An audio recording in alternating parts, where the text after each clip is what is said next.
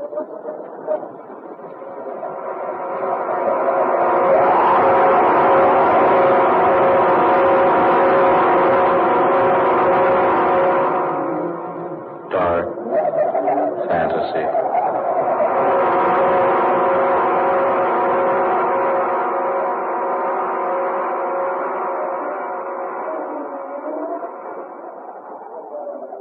am the thing from the sea.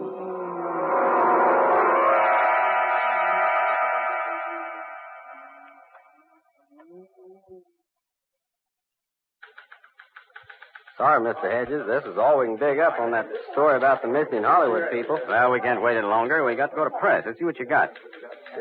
Story from the film Capital. More than a week ago, November 20th to be exact, Philip Hayward, young cinema star of Yesterday's Bread, and the popular actress Judith Johnson set sail for New Zealand aboard Hayward's private yacht.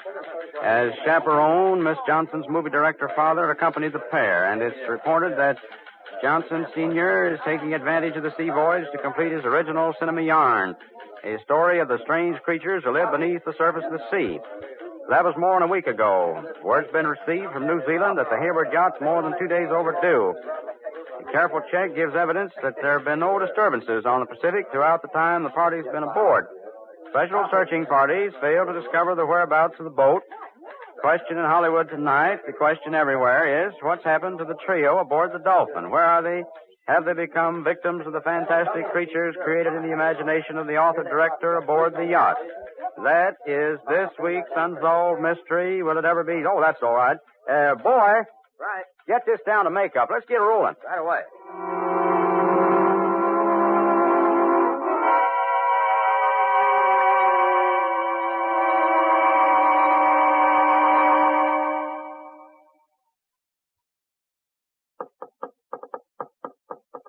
Confound it, Hayward. Stop that fool noise, will you? Oh, take it easy, Johnson. No reason to start shouting at each other, you know. Now, look here. We've been becalmed for 2 days and a night now. We haven't moved a knot one way or the other. Well, I assure you there's nothing wrong with the motors. I've been over them myself. For some fantastic reason, they just refuse to start again. Why? Why won't they start? I don't know. Why did they stop in the first place? Oh, it's weird. It's like some strange spirit has descended upon the boat. Oh, nonsense. Is it nonsense? There are many terrifying legends about sea spirits, fantastic adventures that have happened to sailors at sea. Just a lot of myths. Who knows what strange creatures lurk beneath the sea's surface? Who can tell what might come up out of the depths at any moment? Oh, stop it. You're talking like a superstitious old fool. You made too many goofy movies. Just because you won an Academy Award is no sign I'm going to swallow the tripe you dish out in those 8 real clam bakes of yours. No. Judy. You can't. Hey, what's the matter with you? You can't. No. I won't let you. Daughter, hey, wake up. No, you can't do it. No. No, I say. No. No. Judy, darling. What in the name of heaven? Judy, are you all right? Oh, I was asleep, dreaming. Oh, it was horrible. I'd say it was a nightmare. I dreamed I was talking to a young girl. Yet, she didn't seem like a girl at all. She looked more like a mermaid. A what? She was like a nymph from the sea. I thought she stood looking at me. She told me she'd been dead for centuries, and yet not really dead. I couldn't understand what she meant. She said something about her body being dead, but her mind being free to wander about the world.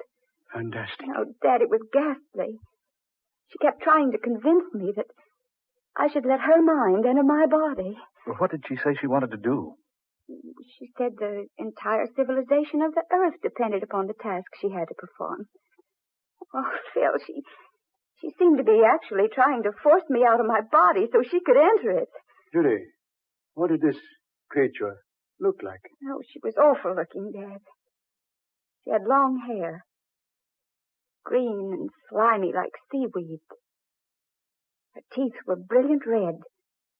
They were long and pointed. She kept staring at me with her little beady eyes.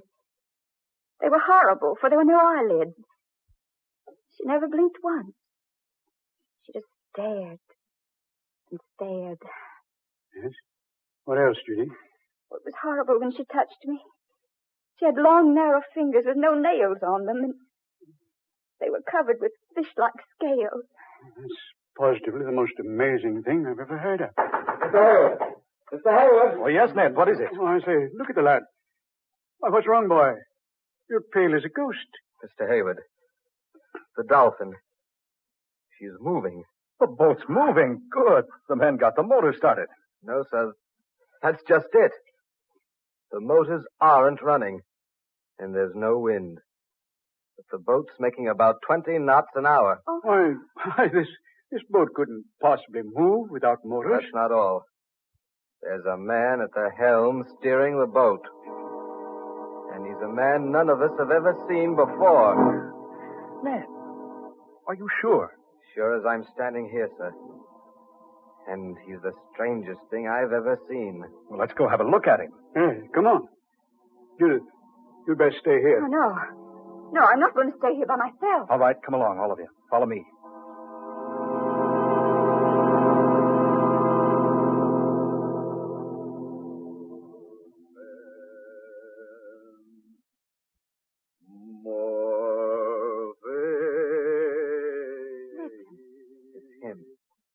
Standing up there at the helm, singing. Some sort of an ancient sea chanty. Easy now. There may be trouble.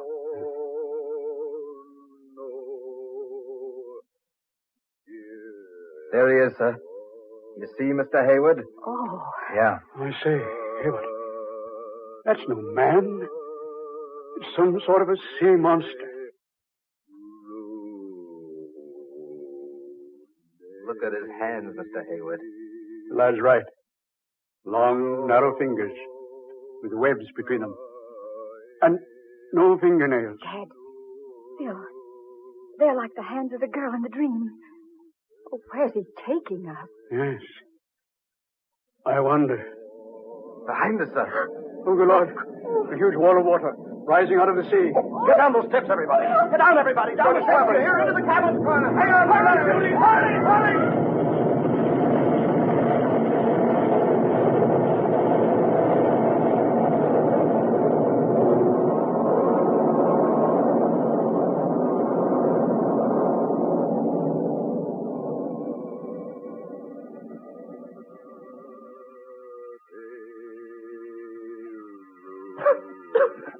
I say, everybody all right? Yes, I am. Did Judy get down in the cabin? Yes, she made it. Just managed to close the door before the wave hit. Are you all right? Yes, okay. You, Judy? Oh, what in the world caused that? Yeah, what? No wind. And a wave of water, hundreds of feet high. It's a miracle we didn't capsize. Look, sir. To the port side. Yes, Ned? It's land. Land, by heaven. It can't be. Not in these waters. There's no land for 500 miles. And what's that over yonder? Mirage? No, sir. That's no mirage. It's land. It certainly is. Long, low coast, extending north and south as far as you can see. A low, steaming land. Look at the heavy vapors rising from it. You're right, Judy. It is steaming. That must explain the sultriness that's been round us these past 2 days. Why, I've been in these waters a dozen times. This has never been here before. It's an entire continent where there ought not to be anything but empty sea. Land from the sea. That explains the wave that swept over us. A wave that high could only have been caused by an undersea disturbance. Oh, nonsense, Johnston. You're trying to say an underwater convulsion forced this vast expanse of land up to the surface. Precisely. A land called Iban. Now, I'll have to have a better explanation than that. Things like entire continents rising up out of the ocean just don't happen. Well, then, if Dad's not correct, what is the explanation? There is no other. A land called Iban did exist at one time, nearly 10,000 years ago. Ruled by a man named Bool and a woman named Lana. They both possessed wonderful powers and knowledge. Bool, the emperor, destroyed the continent of Iban. How? By releasing vast, unknown forces beneath the continent. Forces that only he and Lana knew how to control. But why did he destroy it? I don't seem to recall. I read the legend once, doing research for one of my pictures. It seems that for some reason or other, Bull and the girl were to release their spirits from their bodies, and those spirits were to have the power someday of recalling the sunken land from the sea. Then if such a story is true, that must be the land of Eban we're approaching. Not at all impossible. And if it is true, couldn't that monstrous chanting thing at the helm be Bull himself, taking us with him back to his long-lost kingdom? You don't actually believe that, do you, Johnston? Why not? Well, I certainly don't. Well, Phil, what else can we believe? That wave couldn't have swept us off our course enough to put us in sight of this land. Besides, look at it. Steaming. And that sultry, foul odor. Land covered with seaweed. There's no one at the helm, sir. That monster's disappeared. Oh, but look. There's someone lying on the deck beneath the wheel. It's a man. Yeah, maybe that thing's met with a bit of hard luck. Now, careful, Hayward. Right. He's breathing. Only slightly. I say, who is he? Not a member of the crew. Well, how'd he get on board? Why is he lying here on deck? What's happened to him? Oh, he's conscious. He's trying to tell us something. Look here. Who are you? Stowaway. Hid in supply room. Went to sleep. I don't remember anything.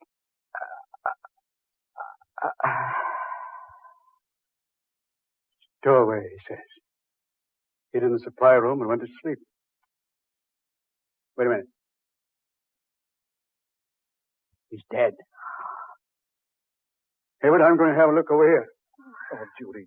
Oh, Phil, I feel so strange. Oh, dear, you look ill. So very strange. You'd better go below to the cabin, dear. Yes, I'd better. I'll lie down for a while. Shall I go with you, dear? No, I'll be all right if I rest a little while. All right, dear. Be careful going to your cabin. Oh, Ned. Get a tarpaulin and cover the body. Right away, sir.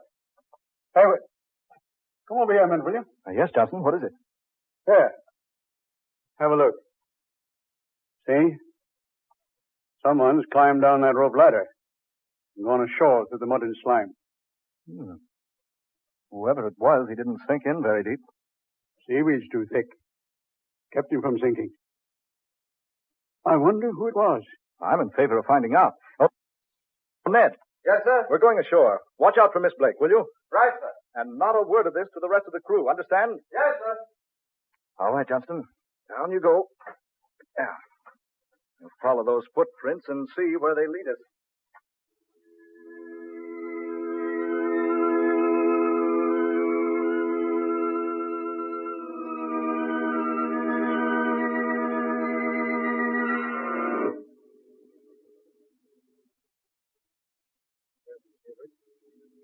It's the most evil-smelling place I was ever in. Hold on. Look. Yeah. I see what you mean. A city up ahead there. A city. On the depths of the sea. I say, Johnston, isn't that Captain Webb going into that low-dome building over there? Eh? Oh, yes. Yes, it is. So that's our man. Ahoy, Captain! Captain Webb! Wait a minute, Captain. Hold up a bit. Hayward. He's turned around. That snarl on his face. He's got a gun in his hand. Hayward. It isn't Webb. It's that thing. What in the name of heaven is... Stand back, the two of you. Stand back. What? You're not Captain Webb. I am Bull, Emperor of Eban, and I've returned to claim again my ancient kingdom. If you come one step nearer, I shall be compelled to slay you. You dare not, Bull. Lana! Judy! You seem surprised, Bull. Did you think I would forget? Lana.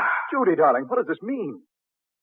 Why do you speak so strangely? And why does this thing call you Lana? I am Lana, Philip Hayward. I have borrowed for a while the body of your beloved Judy. What? My mind, my spirit has entered her body. You see me as Judith Johnston, but now I am Lana, Empress of the Kingdom of Eban.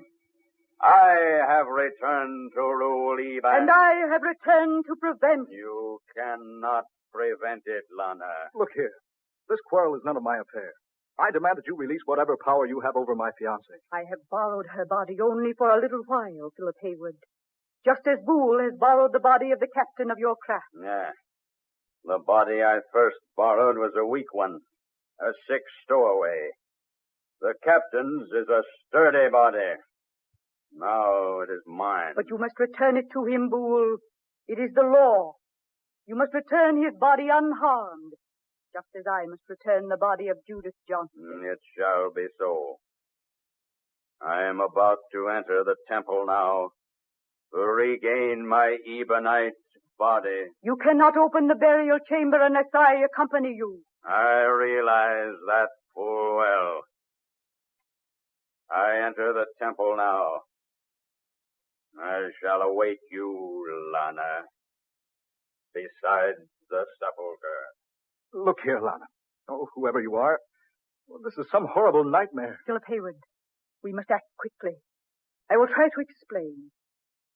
When Boole destroyed Eban 10,000 years ago, we sealed our Ebonite bodies in a vacuum chamber inside this temple. And our spirits left our bodies to roam the universe until Eban should be restored. Now Boole intends to re-enter his body and build a new Eban. Once he does reclaim his ancient body, all is lost. For no one save me can destroy him.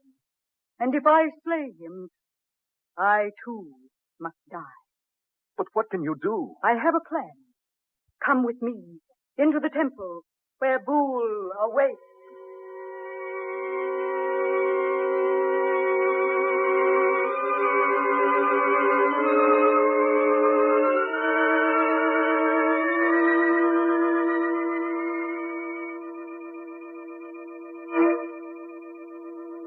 There is Boole standing beside our ancient bodies, just as we left them so long ago. All is ready, Lana. We will break the vacuum, permit our spirits to enter our sleeping bodies. Are you prepared? I am prepared, Boole. Then we begin.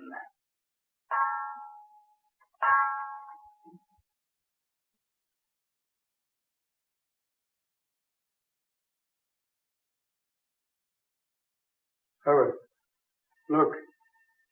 Those bodies in the glass vacuum. They're beginning to move. Yes. Slowly. Slowly. Look at them.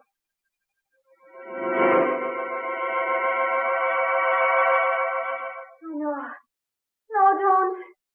Please, Lord. Judy, Oh, darling. no. Help me. Judy. He's here again. Where am I? Judy. How did I get here? Judy, thank heaven she's left you. You're yourself again. Look. They've left the vacuum. See? Up there. Oh, there she is. She's the one in my dream. You are free, all of you. Not so. The three of you will remain here forever to help rebuild the populace of Eban. You cannot, Boole. Boole is all great, all powerful. Boole is the law. No one can defy. No one, Boole. Save me. You lack the courage, Lana. Not now. I have the courage now. You are cruel and wicked, Boole. Your rule of ancient Eban ended in horrible tragedy. It must not happen again. Put down the weapon, Lana. You dare not slay me. You'll die yourself. Then I call upon death to claim me. You Lana. You dare not slay the son of the Ancient One. Yes, fool, yes. It has been written by the hand of destiny. Lana, think. Think before you slay me. It is beyond the realm of thought, fool. No, I destroy you.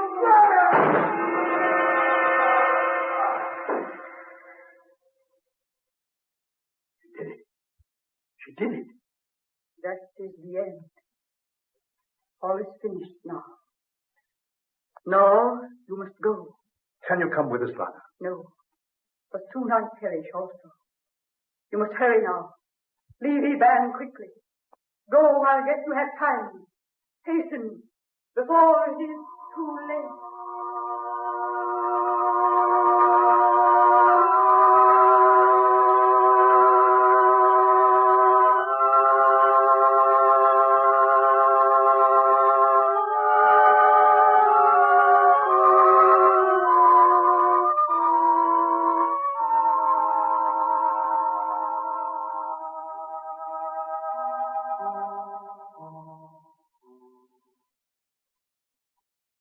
Well, Judy, darling, we're underway. Full speed ahead. No trouble starting the motors, dear? None at all. Your father and Ned are down with the crew. The men don't even suspect what has happened to us. Well, just as well. They'd never believe it. Well, take a last look, Judy. You'll soon be out of sight of the land. Yes. Oh, I'm so glad it's all over, Phil. But poor Alana. She gave her life to save ours, Phil. Yes, darling. She did. What's that? Look. Flames from the mainland, like a volcano. Phil, the land's sinking. It's Lana. Judy. She's released the forces. She's destroyed ancient Eban once again.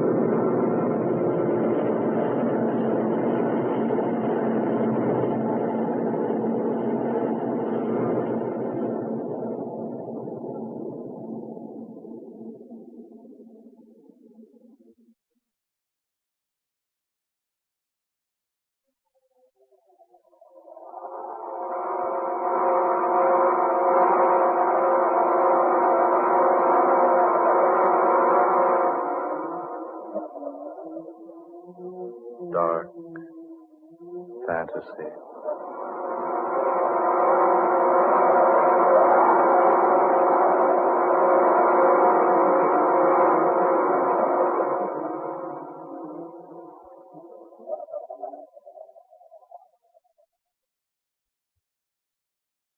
The Thing from the Sea, an original tale of dark fantasy by Scott Bishop. Eleanor Naylor Corrin was Judith Johnston. Ben Morris played Philip Hayward. Fred Wayne was heard as Johnston. Eugene Francis played Ned. Georgiana Cook was Lana. And Darrell McAllister was Boole, the Thing from the Sea. Next Friday night at the same time, the National Broadcasting Company will bring you another weird adventure thriller, The Demon Tree, another tale of dark fantasy, created by Scott Bishop and based upon the ancient legend of the strangling oak of Nano Woods in England. So, listen for The Demon Tree next Friday night. Dark fantasy originates in the studios of station WKY, Oklahoma City. Keith Bainton speaking. This is the National Broadcasting Company.